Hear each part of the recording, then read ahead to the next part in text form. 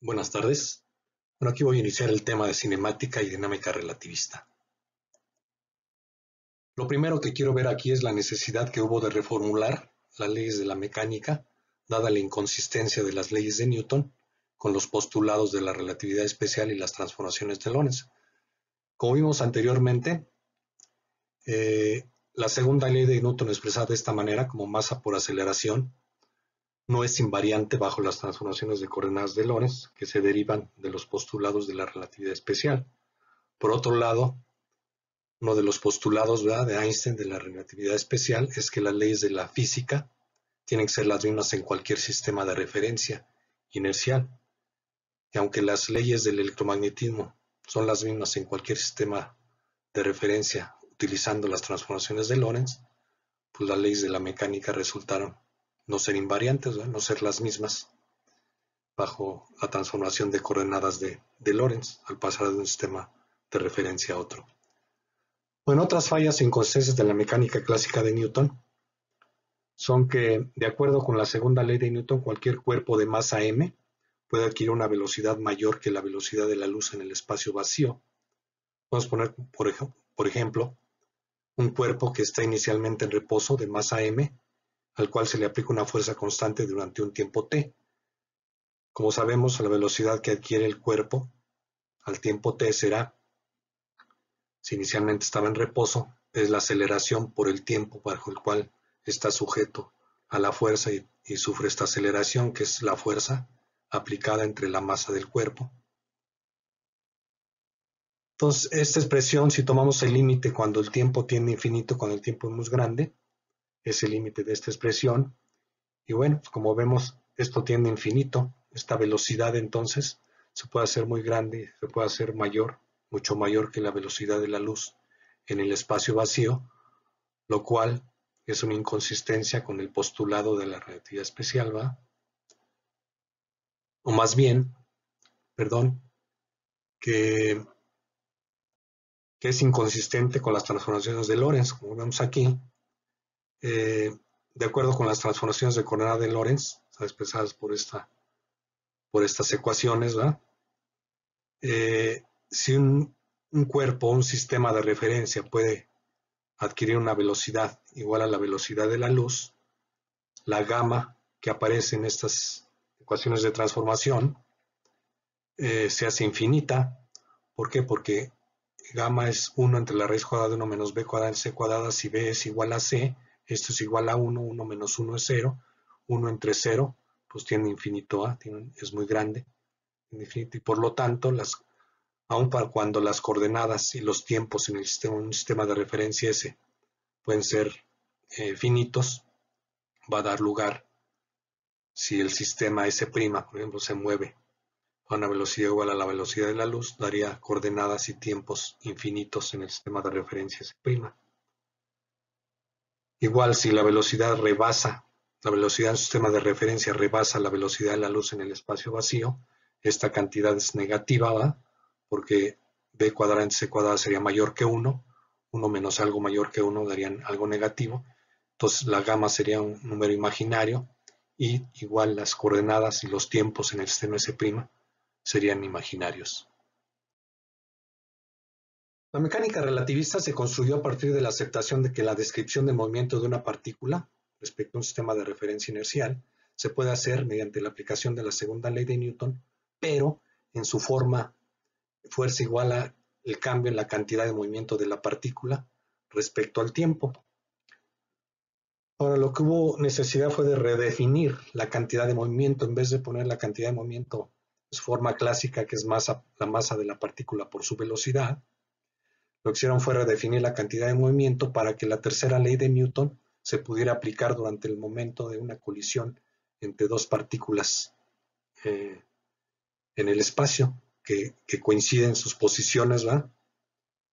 En un evento simultáneo chocan en un punto del espacio. Bueno, aquí no lo pongo, es muy larga la descripción, pero a final de cuentas lo importante es que la definición que se hizo de la cantidad de movimiento respecto al sistema de referencia inercial es masa por la derivada del cambio en la posición respecto al tiempo propio. Se dan cuenta, esto en su forma clásica sería la derivada de el vector de posición de la partícula respecto al tiempo medido por el sistema de referencia S. Pero aquí lo que se hizo, el cambio que se hizo muy importante es poner que es la derivada del vector de posición respecto al tiempo propio de la partícula, es decir, respecto a un sistema de referencia montado en la partícula. En esta expresión, masa es la masa, m, perdón, es la masa en reposo de la partícula, medido en un sistema de referencia inercial respecto al cual la partícula está en reposo. Pues de tau es el diferencial del tiempo propio, como ya mencioné, medido con un reloj montado en la partícula. La relación, como sabemos, entre el diferencial de tiempo propio y el diferencial de tiempo respecto al sistema S es este, ¿no? Como sabemos, por el efecto de dilatación del tiempo, el tiempo medido por un sistema de referencia respecto al cual se mueve otro sistema es mayor, ¿va? Es igual al tiempo propio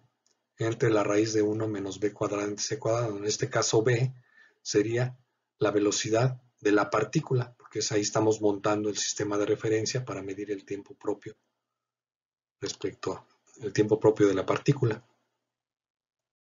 Sustituyendo el tiempo propio en términos del tiempo medido en el sistema de referencia S, en esta expresión tenemos que la cantidad de movimiento se define como m por dr entre la raíz de 1 menos b cuadrada en c cuadrada por el diferencial del tiempo en el sistema de referencia S. Bueno, en esta b es la velocidad de la partícula. Por lo tanto, si paso aquí el diferencial del tiempo aplicado al diferencial de la posición, tengo que esto es la velocidad de la partícula. Por lo tanto, la definición de la cantidad de movimiento relativista es la masa por la velocidad dividido entre la raíz cuadrada de 1 menos b cuadrada entre c cuadrada. Se puede ver de esta expresión que si la velocidad de la partícula es muy pequeña comparada con la velocidad de la luz, la cantidad de movimiento sería básicamente la definición, coincidiría con la definición clásica, es masa por velocidad. Pero si la velocidad de la partícula ya es cercana a la velocidad de la luz, de tal manera que este término es importante, debemos de considerar este término. Si se quiere describir el movimiento de la misma partícula respecto a otro sistema de referencia S' inercial, que se mueve con velocidad v en la dirección x respecto al sistema S, se utiliza la segunda ley de Newton, expresada de la misma manera, por la fuerza sobre la partícula según el sistema S' sería el cambio en la cantidad de movimiento respecto al sistema S', respecto al tiempo, en donde la cantidad de movimiento respecto al sistema S' se va a definir como la masa en reposo de la partícula por la derivada del vector de posición respecto al sistema S',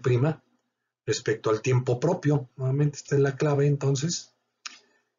queda expresada exactamente de la misma manera, solo con las variables primadas, ¿sí? Entonces, nuevamente, la cantidad de movimiento respecto al sistema S' es la masa en reposo de la partícula por la velocidad respecto al sistema S' entre la raíz cuadrada de 1 menos la velocidad al cuadrado entre c cuadrado, donde esta velocidad es la velocidad respecto al sistema S'. Con estas expresiones para la segunda ley de Newton, en los dos sistemas de referencia y la definición de la cantidad de movimiento relativista, los dos sistemas de referencia, resulta que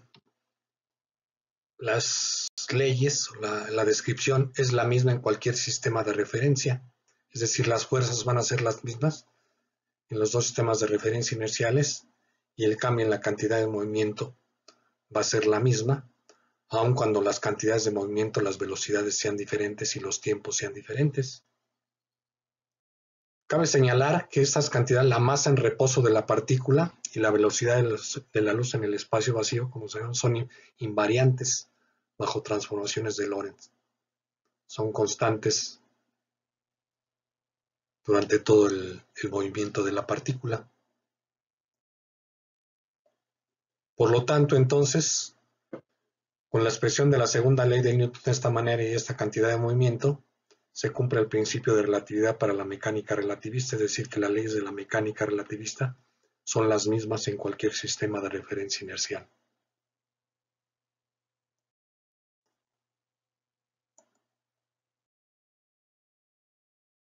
Con esta expresión para la segunda ley de Newton y la cantidad de movimiento mecánica relativista, se puede demostrar que la velocidad máxima que puede alcanzar una partícula es la velocidad de la luz en el espacio vacío. Y suponemos que una partícula está inicialmente en reposo, se le aplica una fuerza constante durante un tiempo t, aplicamos la segunda ley de Newton a este problema, que es un problema unidimensional, integrando respecto al tiempo esta ecuación, de los dos lados de la ecuación, la integral de f de t es f por t, y la integral de la derivada respecto al tiempo de esta cantidad, pues es esta cantidad, está entre paréntesis, que viene siendo la cantidad de movimiento de la partícula, elevando al cuadrado, pasando la masa en reposo de la partícula al otro lado de la ecuación, dividiendo, tenemos esa expresión. Pasando el término en el denominador, multiplicando al lado izquierdo de la ecuación, tenemos esta relación, y factorizando, pasando todo lo que depende de b cuadrada al lado izquierdo, lo que no depende al lado derecho, que es f cuadrada t cuadrada entre b cuadrada, y factorizando b cuadrada, llegamos a esta relación, finalmente despejando la velocidad, sacando la raíz cuadrada de ambos términos, tenemos que la velocidad que adquiere al tiempo t la partícula, inicialmente en reposo, es el producto de la fuerza por el tiempo durante el cual ha sido aplicada la fuerza entre la masa en reposo de la partícula entre la raíz cuadrada de 1 menos f cuadrada t cuadrada entre b cuadrada c cuadrada. Bueno, en este caso, cuando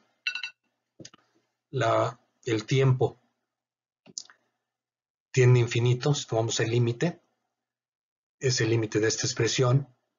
Aquí, si el tiempo tiende a infinito, esta cantidad es mucho más grande que 1, por tanto la despreciamos, me queda esta relación, y la raíz cuadrada de esto es f por t entre mc, me queda esta expresión, y el límite de esto pues es el límite de c, esto que estaba en el denominador pasa al numerador. Entonces el límite de la velocidad de la partícula, aun cuando se le aplique la fuerza por un tiempo muy grande, va a ser la velocidad de la luz en el espacio vacío. Bueno, muchas gracias. Aquí termino este video. Hasta luego.